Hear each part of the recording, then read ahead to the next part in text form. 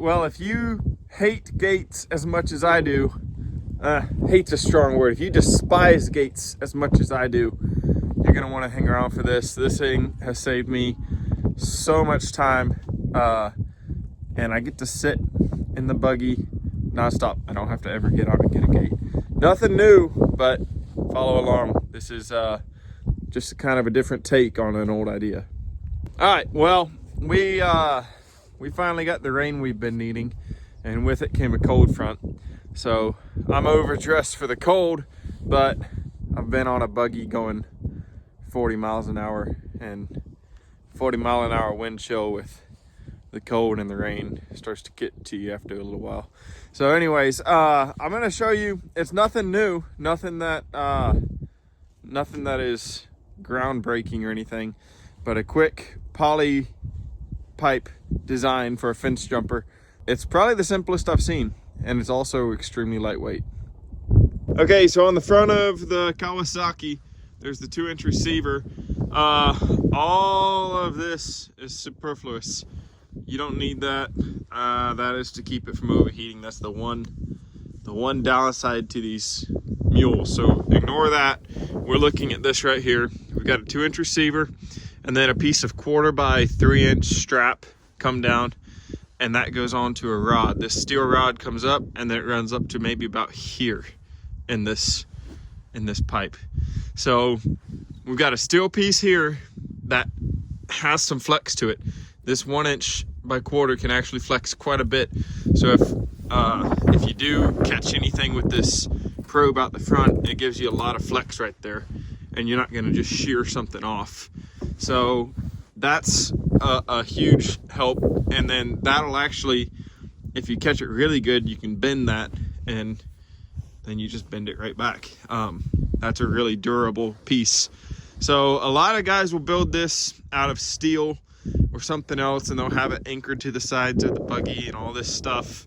That's all overkill, and the problem with it is if you ever do bend it, you've got it made out of steel now, and you got to figure out how to bend it back or go remake another one. So this is made out of a couple bucks worth of 1-inch PVC and 1.25-inch poly pipe. This is the orange stuff again. You can do it with black. I've done it in the past with 1.5-inch poly pipe. Same thing, it works great. So the way it is set is that 1-inch fits perfectly under that steel rod down there, and it's just a friction fit. And then we've got a 1/4-inch eye bolt right here with a clip on it, and then a split bolt right here that allows us to adjust our tension on this steel cable. This side of the steel cable has the same thing. It's a split bolt with a loop, and the back of that loop just comes and hooks around the back side of this 2-inch. So there's no pin in this or anything. It is just it's holding itself in. So the friction between this point and the back of this 2-inch is holding itself in the front of the buggy. So these will break. I'd rather have them break than have a piece of metal sticking out the front that you're gonna smack something with or bend something or push through whatever you hit. But if you hit an animal, or if you're going around a corner and you catch the tip of that thing, it's not gonna just bend out of the way.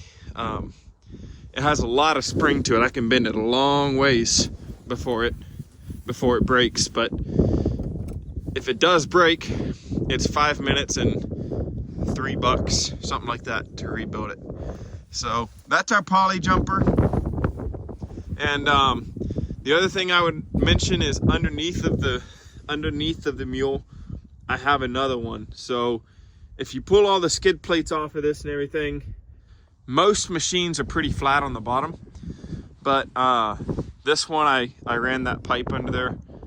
I shouldn't say one of the other guys did, and he did all of this. He built that piece too. I just get the benefit from his labor. But it has that pipe run under there, so the wire hits, it contacts about here, slips under the front wheels, comes up and hits that orange pipe, runs to the back, hits the back wheels, under them, and out the back.